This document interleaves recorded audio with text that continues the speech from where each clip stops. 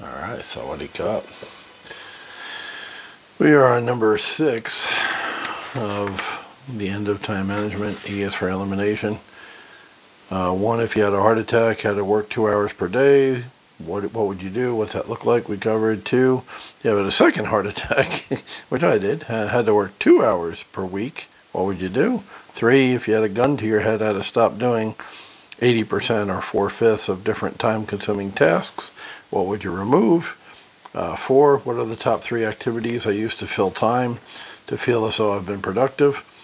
5, what are the 20% of people who produce 80% of your enjoyment and propel you forward, and which 20% cause 80% of your depression, anger, or second guessing?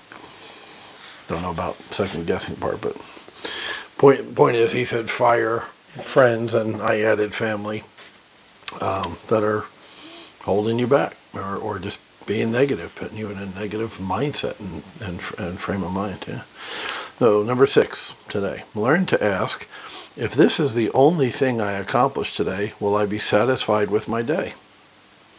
Good question. Don't ever arrive at the office or in front of your computer without a clear list of priorities. You'll just read unassociated email and scramble your brain for the day. Compile your to-do list for tomorrow no later than this evening. I don't recommend using Outlook or computerized to-do lists because it's possible to add an infinite number of items. I use a standard piece of paper folded in half 3 times, which fits perfectly in the pocket and limits you to noting only a few items. So that's a good way to do that. Parkinson's law, and limit the amount of items you can put on the page, and therefore limit the amount of time it's going to take to accomplish them. It forces you to pick only the really important things. There should never be more than 2 mission critical items to complete each day. Never.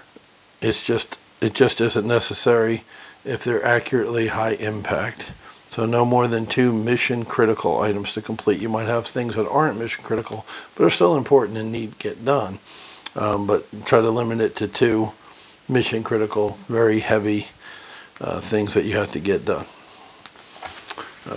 If you are stuck trying to decide between multiple items that all seem crucial, as happens to all of us, look at each in turn and ask yourself, if this is the only thing I accomplished today, will I be satisfied with my day?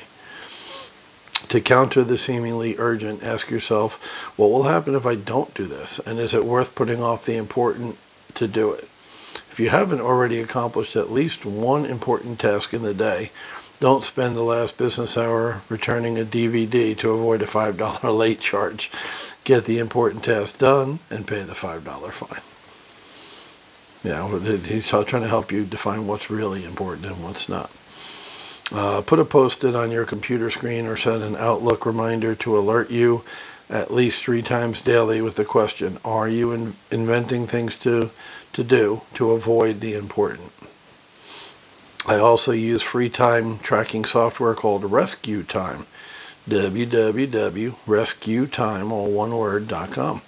Don't even know if that's still out there. Remember, this was written 14 years ago. To alert me when I spend more than an allotted time on certain websites or programs, often used to avoid the important. For instance, Gmail, Facebook, Outlook, etc. Yeah, if you tracked how many hours you spend on Facebook or Twitter or Instagram or Twitter, whatever your drug social media platform of choice is, you would be shocked at the amount of hours you spend on that shit. It also summarizes your time use each week and compares your performance to your peers. Interesting, yeah. That might be worth a look-up if you do spend a lot of time on social media. See if it's still out there, or Rescue Time, or if it's not, Google, social media time tracker, and I'm sure there'll be a replacement for it. Number 8, do not multitask. I'm going to tell you what you already know. Trying to brush your teeth, talk on the phone, and answer email at the same time just doesn't work. Eating while doing online research and instant messaging, ditto. If you prioritize properly, there is no need to multitask. It is a symptom of task creep, doing more to feel productive while actually accomplishing less. As stated, you should have, at most, 2 primary goals or tasks per day. Do them separately, from start to finish, without distraction. Divided attention will result in more frequent interruptions, lapses in concentration, poorer net results, and less gratification. So you're only hurting yourself by trying to do more. So that's another example of how some of his stuff is very counterintuitive. You'd think, oh wow, if I can do 2 things at the same time, I'm even more productive. I can work 1 hour a day instead of 2. No. Take the first hour and throw it at that mission critical task. Some will take 15 minutes, some will take 4 hours. But the point is, do that until that is done. And then task number 2, start fresh at the end of the task of first one. Maybe take a break in the middle, like doing reps in the gym. Take a break between sets, right? And then hit that second one hard and work on it until it is done. And there'll be some days when you might work 10 hours, but then the next day you'd work for half an hour or an hour. So, that's the other thing too. Not every day is exactly going to be 2 hours or 4 hours or whatever. Some days will take up more time for the mission critical task, but you're going to make up, by doing this, having the discipline to do this every single day. There'll be lots and lots and lots of free hours you didn't have before. It's the habit that's important, getting in the habit of cutting out the waste, the excess. 9, use Parkinson's law on a macro and a micro level. Using Parkinson's law to accomplish more in less time, shorten schedules and deadlines to necessitate focused action instead of deliberation and procrastination. On a weekly and daily macro level, attempt to take Monday and or Friday off, as well as leave work at 4 p.m. So that's a very cool idea right there, is to make your 2-day weekend a 4-day weekend. I used to really look forward to 3-day weekends when I was in the grind, working. When we had a Friday off or a Monday off, oh my God, that was huge, just that one extra day. So if you make it a habit to do a 4-day weekend, now you're getting more towards where you're going to really be happy. 3 days on, 4 days off. That's a good middle ground on your way to total independence, right? Get you used to having more days off than you work. I like that a lot. And then leave work at 4 p.m., not 10:30 p.m. like I used to. This will focus you to prioritize more effectively and quite possibly develop a social life. If you're under the hawk-like watch of a boss, we'll discuss the nuts and bolts of how to escape in later chapters. On a micro-task level, limit the number of items on your to-do list and use impossibly short deadlines to force immediate action while ignoring minutiae. If doing work online or near an online computer, http://e.gg timer, so egg timer with a dot, a period between the E and the GG. Eggtimer.com is a convenient countdown timer. Just type the desired time limit into the URL field and hit enter. The http:// can be often omitted, so just e.ggtimer.com. Okay, in some browsers. Blah blah blah.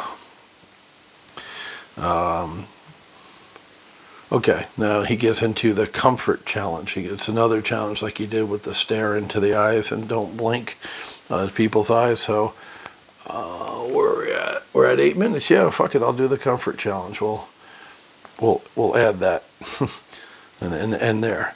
Learn to propose. 2 days. Comfort challenge. Stop asking for opinions and start proposing solutions.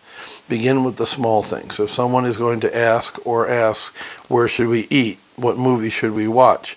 What should we do tonight? Or anything similar, do not reflect it back with, well, what do you want to? ... Offer a solution. Stop the back and forth and make a decision. Practice this in both personal and professional environments. Here are a few things that help. My favorites are the first and the last. Can I make a suggestion? So you're asking permission to make the suggestion. I kind of think that's weak, but okay, whatever. I propose, ... I'd like to propose, ... I suggest that, ... What do you think? So you're still being inclusive and making the other person feel a part of it. I understand what he's doing.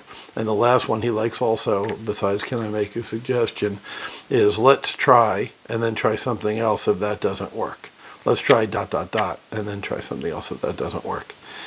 All right, so your challenge is to propose solutions as opposed to asking, like something as simple as what do you want to eat, or even at work, why don't we try this instead of that or whatever.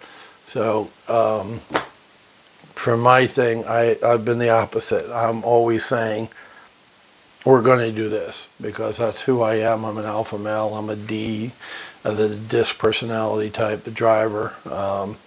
So my thing to become a more social person was learning to ask other people and to focus on being inclusive, because my nature is to just drive. And now I got to say to the passengers, hey, where do you want to go? Just once again, working on myself, trying to be a better version of myself. So I have the opposite problem. He's telling you to be more of a D type, and for me, when I did some self-inspection, I was like, I really need to be more inclusive. When I'm talking to other people, I need to be mindful that it's not my way or the highway all the time, and work hard to bring others along and have them be part of the decision. So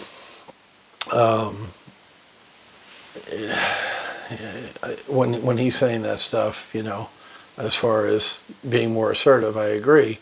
But if you're going to be assertive, be assertive. I don't know about the way he kept putting stuff in there like, I want to do this. If you want to.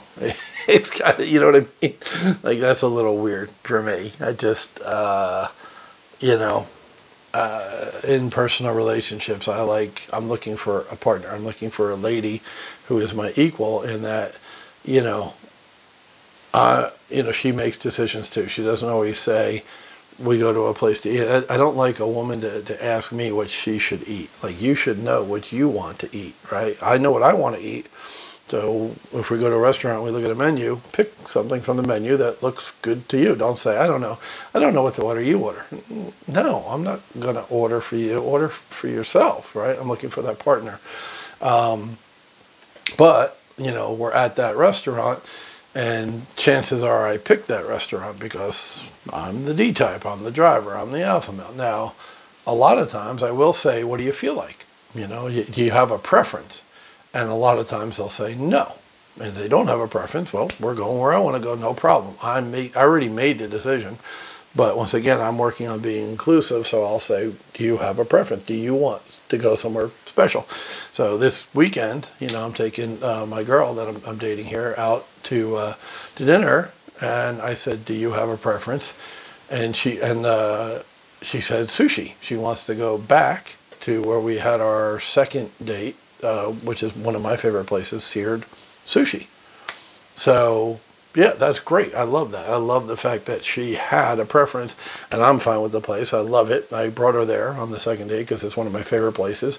Seared Sushi is one of my favorite foods. They make nigiri sushi, the long, thin roll, and then they hit it. They kiss it for 10 seconds on the grill, so it's partially cooked, but still sushi underneath. It's delicious. I absolutely love it.